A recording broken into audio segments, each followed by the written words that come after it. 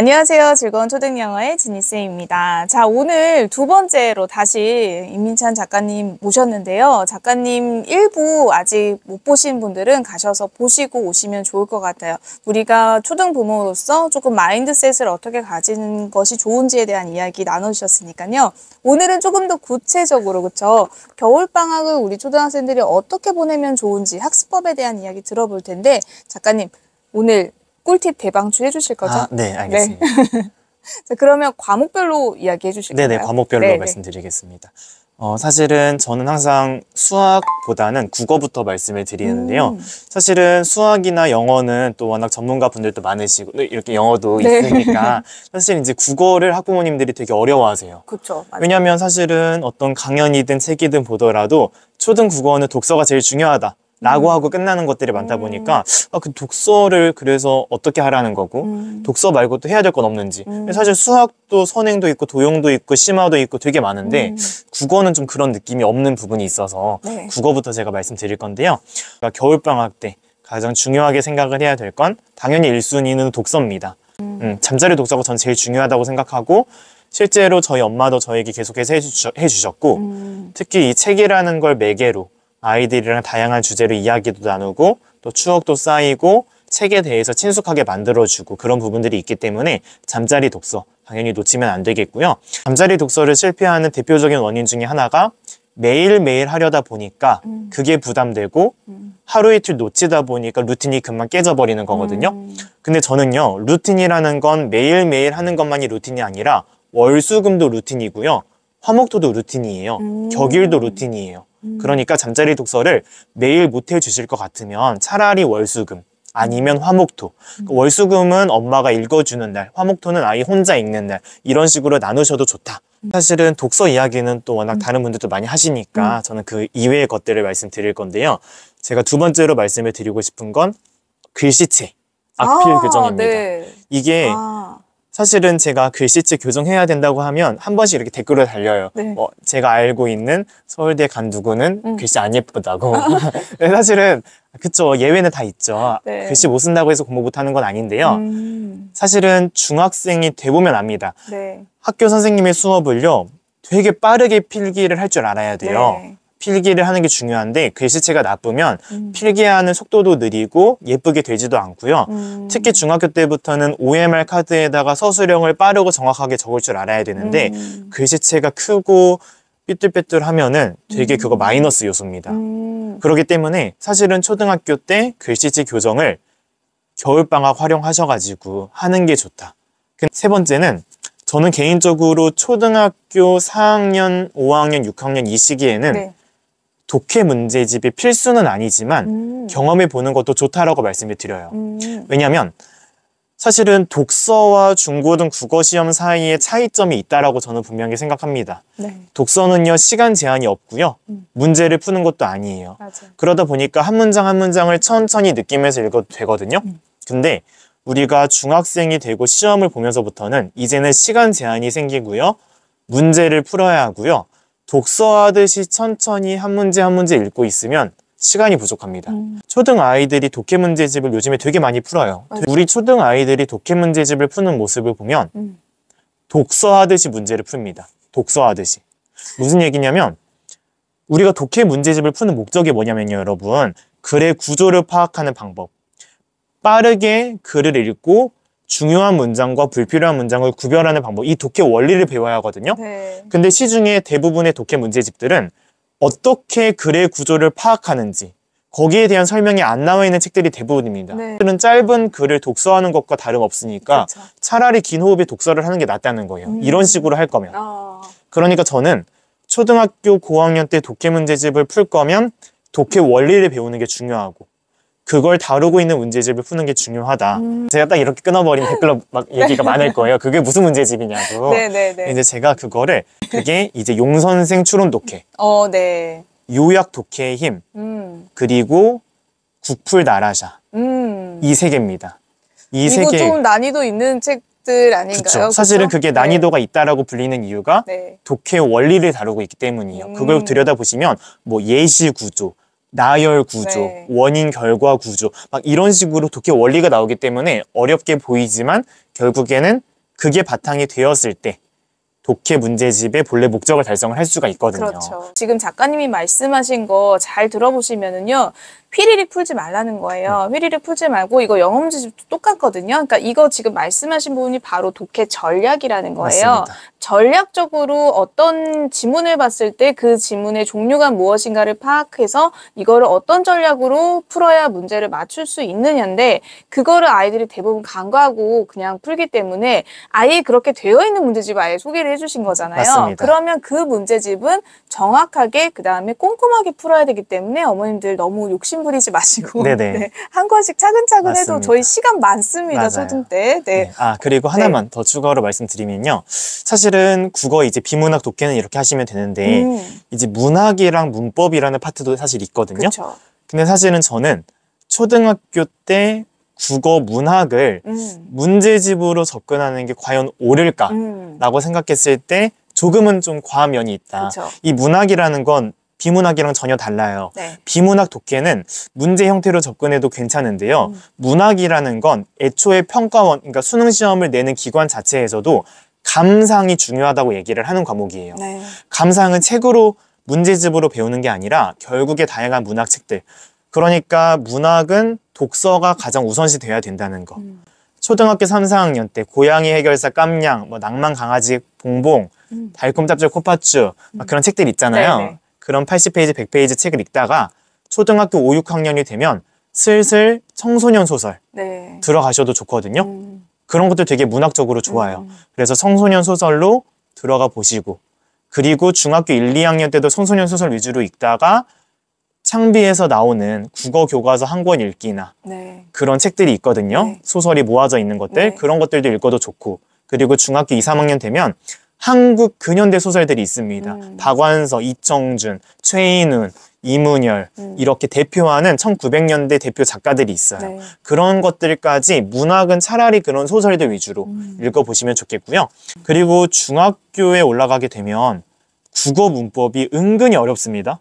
어려워요. 은근 아닐 꽤 어려웠던데. 되게 어려워요. 이게 요즘 학부모님들이 영문법은 많이 하시는데 국어 문법 생각 많이 안 하시거든요. 한국말이니까. 네. 근데 국어 문법이 진짜 어려워요. 자음, 모음 그거 책에 한번 보시면 놀랄걸요? 그거 되게 어렵습니다. 초등학교 때 국어 문법을 그래도 한 번은 좀 제대로 정리를 하고 가는 게 도움이 되겠더라고요. 그래서 이제 그런 역할을 할 수 있는 게 빠작 초등 문법이라든지 초등 국어 문법 한 권으로 끝내기 이런 책들이 있습니다. 네. 그러니까 겨울방학 때 초등학교 5, 6학년 때 좀 그런 것들도 한번 해보고 가면 그래도 다른 애들보다 좀 더 앞서 나갈 수 있는 그런 자신감이 되지 않을까라고 개인적으로 생각을 합니다. 네. 저는 이제 문제집을 만들고 교과서를 만든 사람이라 가지고 네. 사실 책을 보는 안목이 지금 작가님 소개해 주신 책들이 다 좋은 책들이에요. 그래서 어머님들이 겨울방학 때 한번 시도해 보시면 좋을 것 같아요. 네. 아, 하나만 더. 네. 제가 이제 다른 과목들은 짧게 할 건데 네. 국어를 좀 할 얘기가 네. 국어를 학부모님들이 제일 어려워하세요. 맞아요. 네, 그래가지고 사실은 제 책 의대생의 초등 비밀과에 정말 로드맵이 잘 정리되어 있습니다. 네.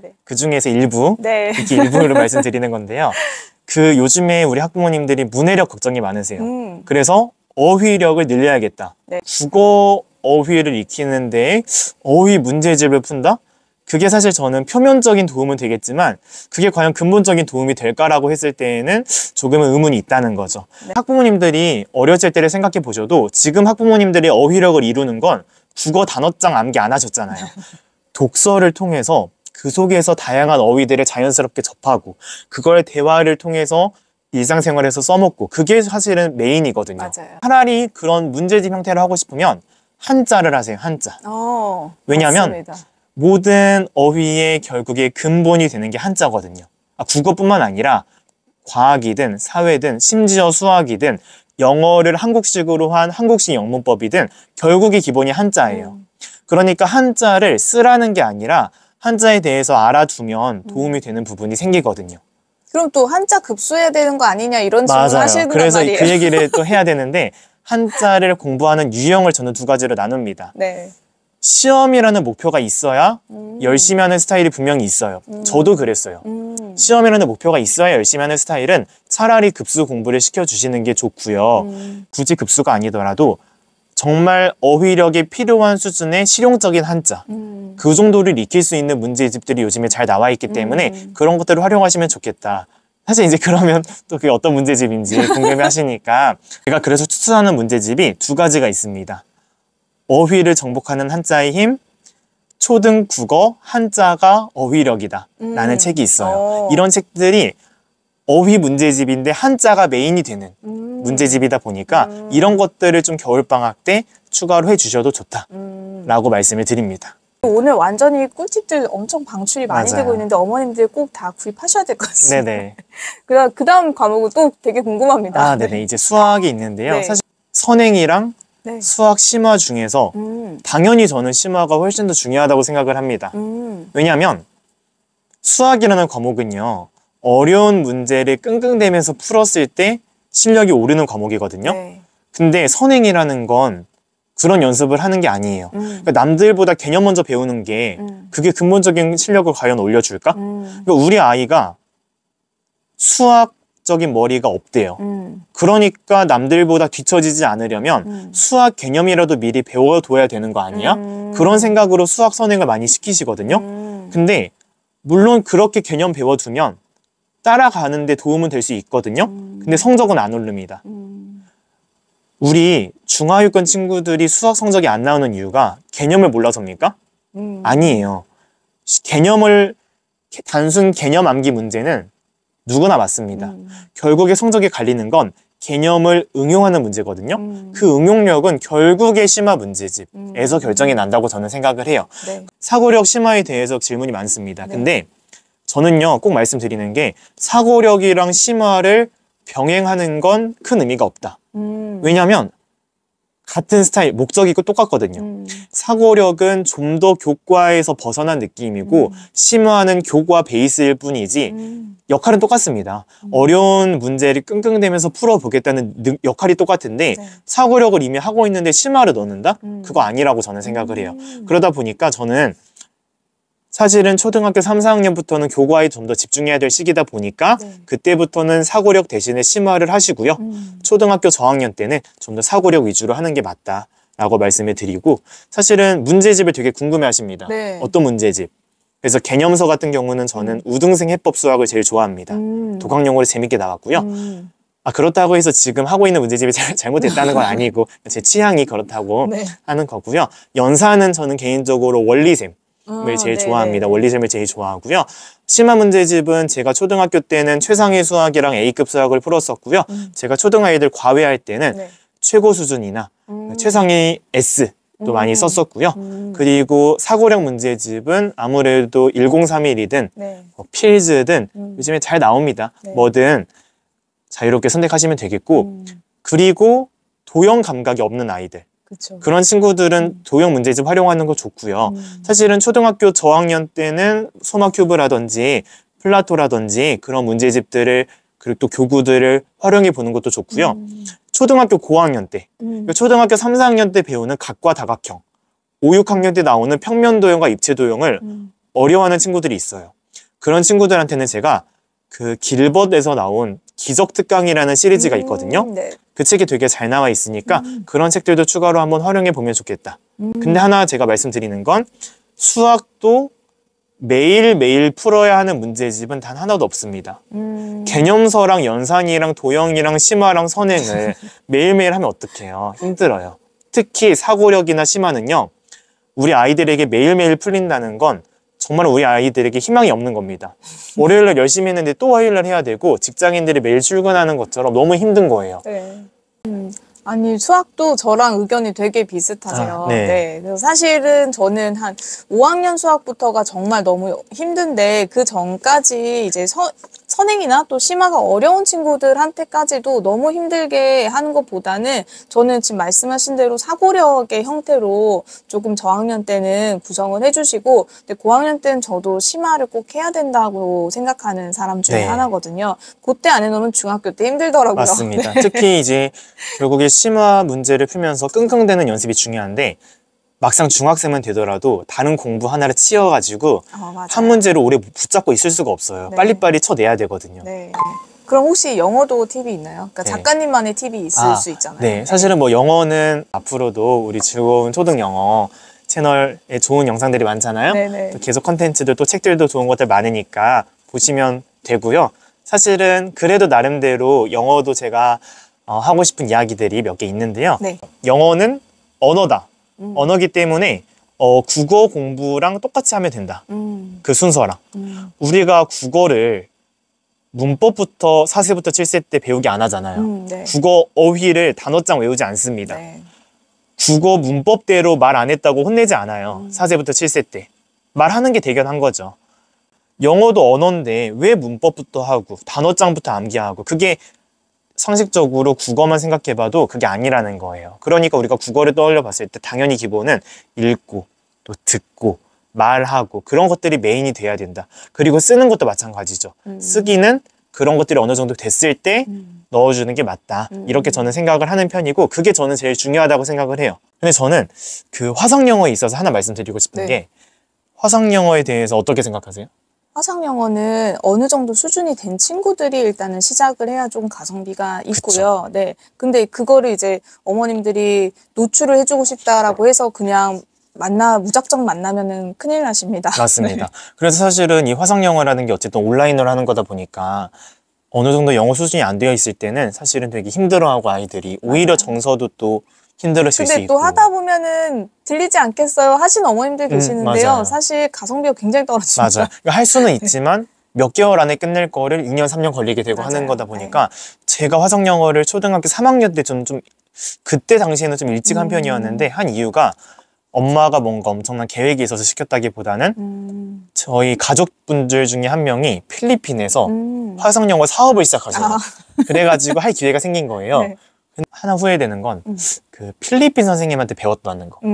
그러다 보니까 제 발음이 필리핀식으로. 그러니까 필리핀 선생님이라고 해서 다 미국식이 아닌 건 아니지만 네. 제가 배웠던 선생님은 미국식이 아니셨어요. 한국식 느낌이어서 초등학교 시기가 여러분 화성영어를 저는 그러니까 비용을 기준으로는 절대 선택을 안 하셨으면 좋겠는 게 발음이 결정되는 시기예요. 그거 되게 못 바꿉니다. 혀가 그렇게 돼버리면. 네. 근데 저는 필리핀 선생님한테 1, 2년을 배웠다 보니까 아직까지도 제 컴플렉스 중에 하나가 발음이에요. 발음이에요? 발음. 영어 발음. 그래서 뭐 강연 이런 거 할 때도 영어 없는지 있는지 체크를 이렇게 할 정도로 발음이 문제예요. 그게 그런 필리핀 선생님에게 배웠던 거. 그게 좀 후회가 되는 부분이 있습니다. 그래요. 네, 그래서 좀 그렇게 아이의 발음에 영향을 끼치는 시기라고 생각을 한다면 우리 아이가 미국식으로 하면 좋겠다고 생각이 들면 그런 선생님에게 배우는 게 좀 더 맞지 않을까라는 생각이 좀 들었습니다. 자신감 있게 하셔도 돼요, 작가님. 네. 발음은 중요하지 않지만 네네. 어쨌든 지금 작가님 말씀하신 어떤 의도는 알겠고 네. 저도 필리핀 선생님을 저는 이제 고민하시라고 하는 지점이 뭐냐면 생각의 확장이나 대화의 주제 확장이 좀 어려우세요. 네. 네, 그런 이유 때문에 저는 이제 아이가 수준이 어느 정도 되고 나면은 사실 그 북미 계열 쪽 선생님이 더 좋다고 생각은 하거든요. 네네. 비슷한 걸 느끼셨군요. 네네, 맞습니다. 그리고 이제 영문법을 언제 시작해야 되냐 질문이 정말 많습니다. 네. 학원 언제 보내야 되는지, 우리 아이가 원서를 읽고 있긴 하는데 언제쯤 영문법을 보내야 될지, 우리 아이가 아이한테 대명사가 뭔지 물어봤더니 대답을 못해요. 동사 원형이 뭔지 몰라요. 네. 이렇게 하시는데 사실은 원서만 읽었는데 당연히 한국식 문법 용어를 모르는 건 맞고요. 네. 사실 모르는 게 아닙니다. 알아요. 아는데 원서를 읽으면서 다 아는데 정리만 안 했을 뿐이거든요. 그러니까 사실은 원서를 어렸을 때부터 많이 읽은 친구들은 5, 6학년 때 영문법 살짝만 해주셔도요. 아, 내가 배웠던 거 이게 한국말로는 이거였구나. 그렇죠. 되게 빨라요. 쉽게 배웁니다. 단어장에 대해서 어떻게 생각하세요? 단어장은 그래도 저는 초등식에는 단어장이 굳이 필요 없는데 네. 어머님들이 그래도 정리된 게 필요하시다 하면 네. 한 권 정도 초등 그 필수 800개 네네. 그거에 대해서만 제가 단어장을 확인을 하시라고 하고 네. 단어장은 사실 중등 이후에 좀 필요하죠. 그쵸. 네. 맞습니다. 그래서 사실은 이 단어장이라는 것도 저도 똑같이 생각을 하는 게 단어장 추천을 좀 해드리면 네. 저는 개인적으로 초등, 중등, 고등이 하나의 시리즈로 연결된 단어장이 그래도 빠지는 단어 없이, 물론 빠지는 단어장은 없겠지만 네. 그래도 좀 더 체계적으로 잘 이끌 수 있지 않을까라는 생각을 합니다. 저는 개인적으로. 네. 그래서 능률복화라든지 워드 마스터라든지 유명한 거 하는 게 좋은 것 같아요. 네. 그래 어디 학원 상담 가더라도 능률복화 어디까지 했어요. 이렇게 하면 서로 알아먹거든요. 네, 네. 그래서 좀 사실은 혼자서 한다고 하더라도 그런 것들을 했으면 좋겠다 라고 생각을 하고 학원 질문도 많습니다. 특히 수학도 언제 수학학원을 보내는 게 적기인가요? 네. 적기란 표현 되게 많이 쓰거든요. 근데 그거 제가 어떻게 알아요? 이게 아이들마다 다 다르고 맞아요. 뭐 몇 학년 됐다고 해서 수학학원 보내야 된다, 영어학원 보내야 된다 이런 건 없고요. 우리 학부모님이 더 이상 선생님의 역할을 못 해줄 때 그때 저는 학원 보내는 게 맞다고 생각해요. 그다음에 혹시 선생님 그 나머지 나머지 기타 과목들. 과목들에 대해서도 혹시 네. 팁을 주시면 오신 김에 저희가 다 네네. 듣는 게 좋을 것 네, 같아요. 사실 이제 사회, 과학, 역사 이런 것들도 초등학교 때는 사실 기타 과목이라고 좀 대충 하거나 할 수는 있겠지만 중학교 때 은근히 사회랑 과학이 할 게 많습니다. 엄청 많습니다. 특히 과학이요. 장난 아닙니다. 과학이 장난 아니고요. 고등학교 때 깜짝 놀랍니다. 통합과학부터 해서 물리, 화학, 생명지구 들어가면 물론 이제는 수능 범위는 아니더라도 내신도 중요하잖아요. 네. 정말 어려워요. 근데 사실은 초등학교 때 그래서 저는 중요하다고 생각하는 건 사회랑 과학이랑 역사는 학교 진도에 맞게 학기 중에 학교 진도에 맞게 문제집을 꼭 한 권은 푸셨으면 좋겠다. 이게 단원평가가 중요하다 이런 얘기를 하는 게 아니라 습관이에요, 습관. 초등학교 때 사회과학을 대충 하던 아이가 갑자기 중학교가 됐다는 이유로 사회과학을 열심히 한다? 그게 생각보다 말처럼 쉽지 않거든요. 그러니까 저는 개념사 한 권을 지정해가지고 학교 진도에 맞게 하는 게 당연하구나. 그 인식을 만들어주는 거. 그게 저는 되게 중요하다고 생각을 해요. 그러면 개념서를 대체 어떤 걸 하라는 거냐 궁금하실 수 있죠. 네. 사실 다 제 의대생의 초등비밀과에 써두었습니다. 네. 근데 또 그러면 너무 책 홍보 같으니까 말씀을 좀 드릴게요. 사회랑 과학은 인터넷 강의를 듣고 싶다 하면은 EBS 만점왕도 좋은데요. 그게 아니라고 하면 사실은 우등생 해법 시리즈가 제일 좋습니다. 네. 우등생 해법 사회, 우등생 해법 과학. 그리고 하나 더 추가로 한다면 사회는 한 끗, 과학은 오투. 그 세 개 중에서 이제 취향껏 하시면 되고요. 개념서를 두 권 하는 건 반대합니다. 좀 질릴 수 있어요. 힘들죠. 힘들죠. 아이들이. 그러니까 사실은 개념서 한 권을 하고 그러면 학기 중에 개념서를 하면 방학 때는 뭘 하라는 얘기인가라고 할 수 있죠. 네. 사실은 저는 방학 때 개념서를 하셔도 되는데 개념을 바탕으로 하되 그 개념과 독해력이 결합된 교재로 활용하는 것도 좋다고 생각을 해요. 개념과 독해력이 결합된 교재. 궁금할 거잖아요. 그게 어떤 문제집인지 너무 궁금할 거죠. 그렇죠.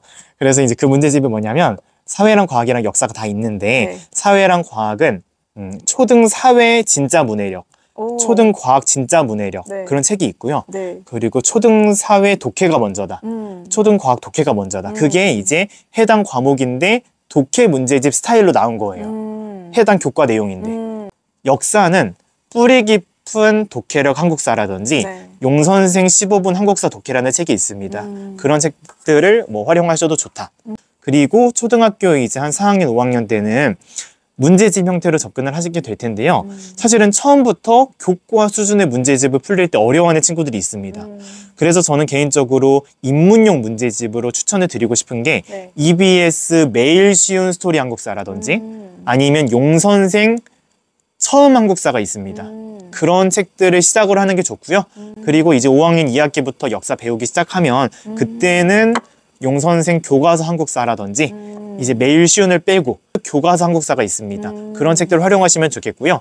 역사는요. 한국사랑 세계사를 제발 병행하지 마셔라. 세계사가 여러분 은근 어렵습니다. 무슨 왕조부터 해서 어려워요. 근데 마음 급하다는 이유로 그거 두 개 병행한다? 그게 아닙니다. 한국사를 충분히 공부를 하면서 역사를 바라보는 시각을 확실히 다진 다음에 세계사를 하셔야 된다. 그 얘기도 제가 좀 추가로 드리고 싶습니다. 사실 세계사랑 한국사가 중학교에 가면 바로 이제 시험으로 직결돼요. 맞아요. 근데 생각보다 양이 많고요. 맞아요. 그래서 배경 지식 차원에서 초등 때 다뤄놓으시는 게 저는 중요하다고 생각하고 맞습니다. 어차피 5학년 2학기에는 한국사는 전체 다 나오잖아요. 네네. 그때 좀 꼼꼼하게 해주시고 그리고 나서 중3 때 나오거든요. 근데 중2 때 세계사가 먼저 나와요. 그러니까 세계사는 근데 중등에 다루는 세계사는 우리가 생각하는 그 메인 세계사들이 아니고 조금 마이너한 세계사들도 많이 있어요. 맞아요. 그러니까 책으로 아이들이 배경 지식을 많이 쌓아놓으면 좋을 것 같아요. 네. 그리고 사실은 이제 사회랑 과학이랑 역사가 중학교 때부터는 이제 좀 더 중요해집니다. 특히 중학교 성적 자체가 일반고라면 고등학교 입시에 포함이 안 되더라도 중학교 때 배우는 내용들이 고등학교에 연결이 많이 되거든요. 그러니까 제가 이 중학교 얘기 잠깐 해도 되겠죠? 좋아요. 첫 번째, 중학교 때 시험 범위가 아니었다는 이유로 넘어가면 안 된다. 두 번째, 중고등학교 때 이런 얘기들을 많이 합니다. 아니 무슨 사회랑 과학이랑 역사는 기타 과목인데 무슨 시험 4, 5주 전부터 시작해. 그냥 시험 2, 3주 전부터 하면 되지. 근데 저는 반대로 다시 물어보고 싶어요. 아니 무슨 그런 기타 과목을 시험 2, 3주 남았을 때 그렇게 급하게 하고 있어? 시험 2, 3주 남았을 때는 국영수에 집중해야 되는 거 아니야? 라고 다시 물어보고 싶어요. 이게 여러분 시험 4, 5주 전인데 왜 기타 과목을 하는 게 아니라 오히려 미리 하셔야죠. 사회랑 과학이랑 역사는 평소에 하셔야 돼요. 평소에. 오늘 굉장히 많은 양들을 이야기를 해주셔가지고 네. 이거 영상은 여러분 여러 번 반복해서 돌려보시면 좋을 것 같아요. 그래서 제가 다음번에도 작가님 한번 라이브로 모셔야겠다는 생각이 또 네네, 들어요. 할 얘기가 많습니다. 네, 이렇게 질문이 많으실 것 같아요. 네네. 그래서 그럴 때 한번 또 모시면 좋을 것 같습니다. 네네. 아, 정말 긴 시간 많은 이야기들 풀어주셔서 너무 감사드리고요. 학부모님들 많은 도움 되셨을 거라고 생각합니다. 그러면 다음번에 또 작가님 모시고 좋은 이야기 나눠보는 걸로 하고 오늘은 아쉽지만 네, 인사드리도록 하겠습니다. 오늘 나와주셔서 너무 감사드립니다. 네, 감사합니다. 네, 감사합니다.